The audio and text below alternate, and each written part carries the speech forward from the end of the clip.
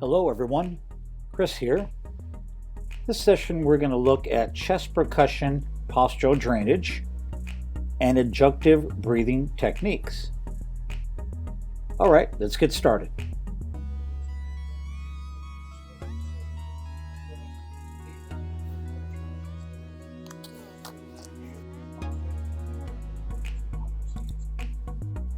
Chest percussion and postural drainage.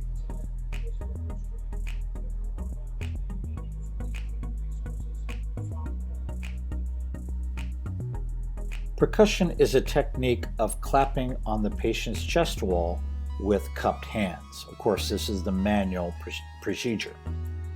Hand position is approximately 3 inches from the patient's chest. Strike the chest wall in a waving movement, alternating with each hand. A small air pocket is trapped, inducing a vibration through the lungs.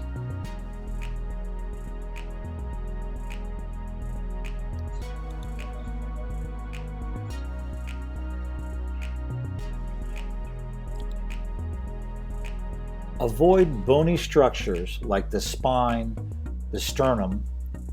Avoid the abdomen and breast tissue in female patients.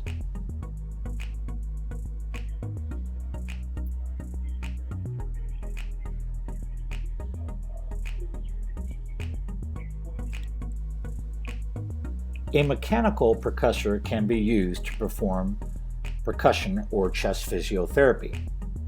As you can see, there's an example of the G5 that is a mechanical percussor.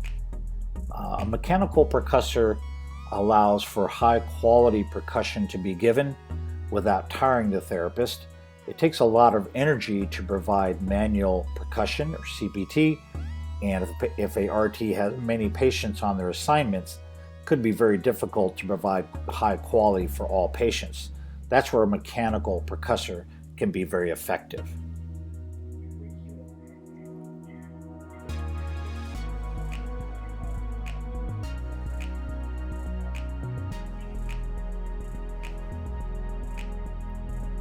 Postural drainage is a technique using body positioning and gravity to facilitate the removal of pulmonary secretions. The rationale for postural drainage is a principle that water runs downhill. Take a look at the graphic on slide 6. It illustrates the 12 body positions and bed positions required to drain particular segments of the lungs. Remember, the tracheobronchial tree is a very complex architecture and requires these different positions to drain the particular lung segments. If you can take a look at the very top 2 graphics, the upper lobes, you'll see on the left the anterior apical segments are drained with the patient in what appears to be a semi-Fowler position.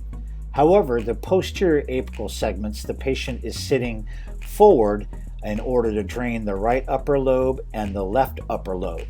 So it's important for the respiratory therapist to memorize these positions because there's a good chance you might get some questions on your MBRC exam relating to the postural drainage and positioning, as well as to be able to execute physician's orders on such drainage. So it's very important that you spend some time looking.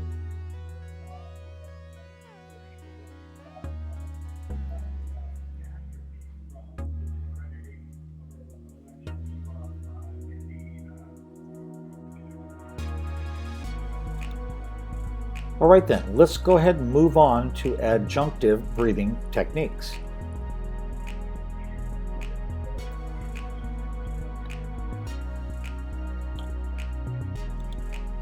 Diaphragmatic breathing. Diaphragmatic breathing may be accomplished on both inspiration and expiration. The RT will encourage the patient to distend the abdomen with inspiratory effort. Use of the abdominal muscles in this way helps to lower the diaphragm, expanding the lungs further. On expiration, the patient is encouraged to flatten the abdomen, thus pushing the diaphragm up and improving the strength of exhalation. With time, this contractile force of the abdominal muscles will increase and, of course, improve the patient's overall ability to take those big breaths. That's the big goal here, is to really provide that training over time.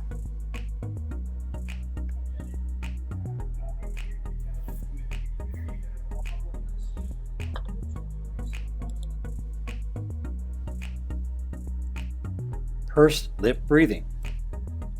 For pursed lip breathing, the patient is instructed to take a deep breath and exhale through pursed lips.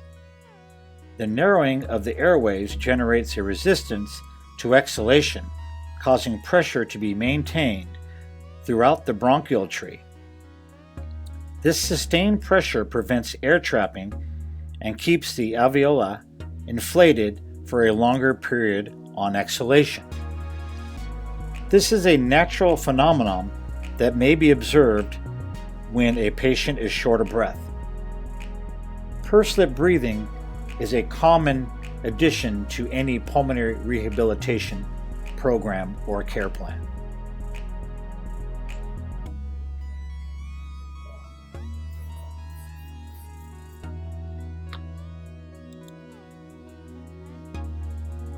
Next is the directed cough. The patient is instructed to take 3 deep breaths, as deep as possible.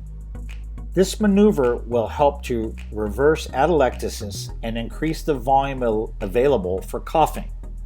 At the end of the 3rd breath, the patient is encouraged to cough twice very firmly. So again, directed cough is really an excellent way to have the patient breathe maximally to provide the volume and flow that is required to produce an effective cough.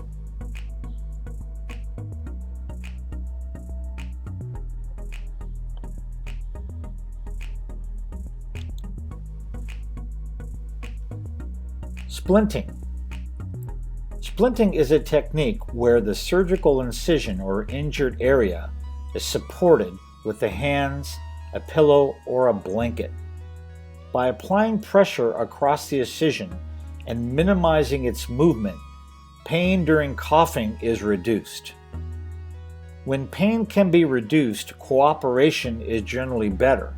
The patient's more willing to work with you to take a big breath and to cough effectively, which of course is very, very important when a patient is post-op.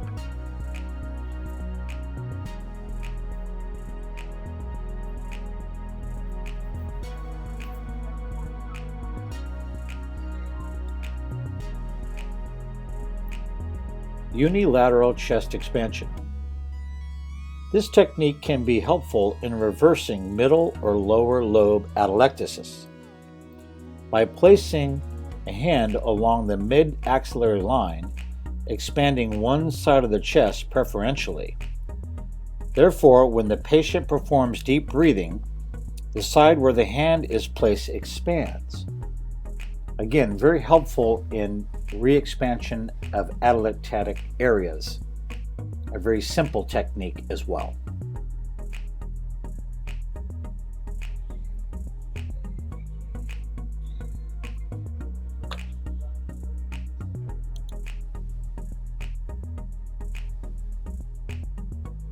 Acute chest compression. Helpful for those patients with a poor cough effort or weak muscles. The patient is instructed to take a deep breath as possible. Then hands are placed on the patient's lateral costal margins. When the patient exhales, apply firm but gentle pressure. This helps to generate the flow and pressure necessary to move secretions into the larger airways where the patient can cough and expel the secretions.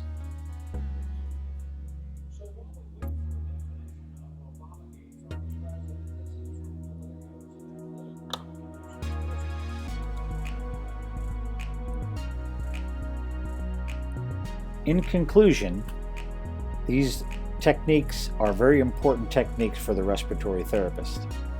Important for RTs to memorize all of the postural drainage positionings, as well as the adjunctive breathing techniques and the way to instruct your patients to utilize these techniques fully. So I hope that's been helpful, everyone. And until next time, be well.